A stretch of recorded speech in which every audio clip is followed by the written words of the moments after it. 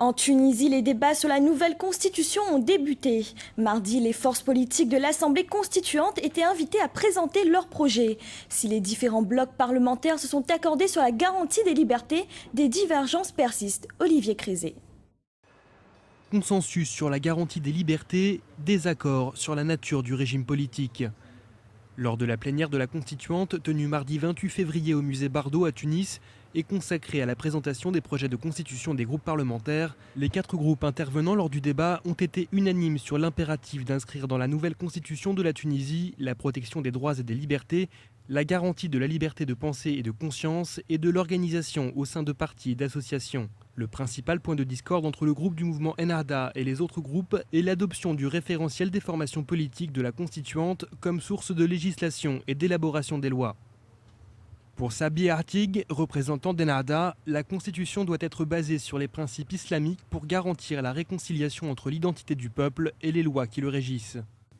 La Constitution doit réaffirmer l'appartenance arabo-musulmane de la Tunisie.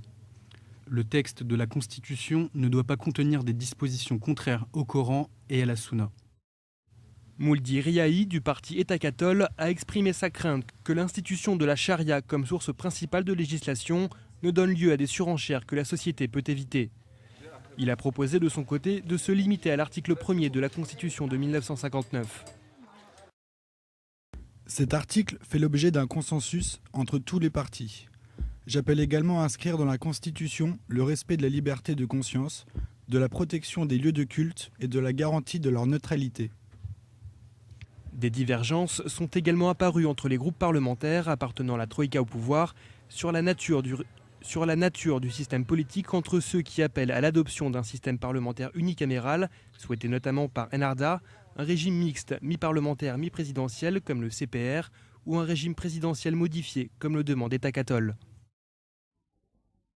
Et toujours au sujet de la constitution tunisienne, nous recevons sur le plateau M. Abdelwahab Hani, président du parti Al-Maj. Bienvenue sur Africa 24. Merci. Monsieur Hani, on vient de le voir dans le reportage, le principal point de discorde est l'adoption du référentiel des formations politiques de la Constituante comme source d'élaboration des lois.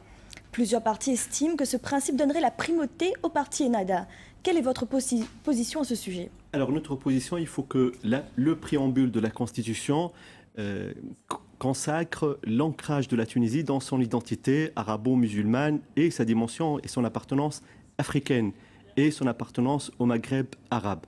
Ça, c'est un premier point. Deuxièmement, concernant les droits et libertés, nous pensons que le chapitre consacré aux droits et libertés doit être issu des conventions internationales des droits de l'homme signées et ratifiées toutes presque par la Tunisie depuis feu le Zaïm Habib Bourguiba, le leader du mouvement national et notre premier président.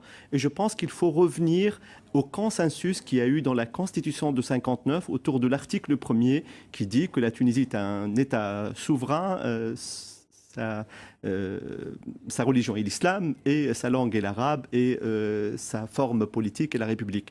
Et donc je pense que c'est une synthèse, c'est un consensus historique auquel il faut revenir. Mais il faut séparer deux choses. Le préambule de la Constitution dans lequel on met les référentiels généraux d'appartenance de la nation et le chapitre 1 qui définit les droits et libertés sur les principes des droits de l'homme adoptés par les Tunisiens depuis longtemps.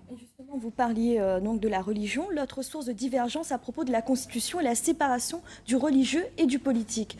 Où se situe votre parti sur ce sujet? Notre principe, c'est l'État civique qui garantisse les droits et libertés pour tous les Tunisiennes et les Tunisiens.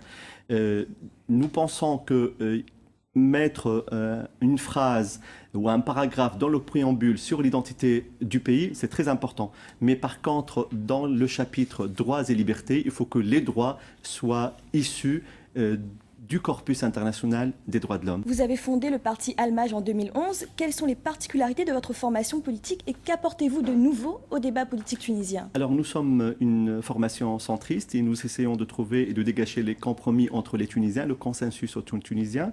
Et comme parti centriste, nous pensons que l'histoire de la Tunisie sera le produit du compromis et pas du conflit.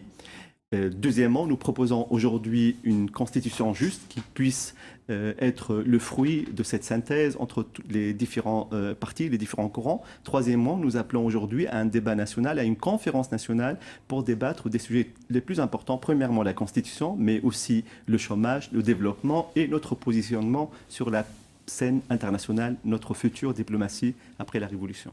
Monsieur Hani, merci d'avoir répondu à nos questions. Merci.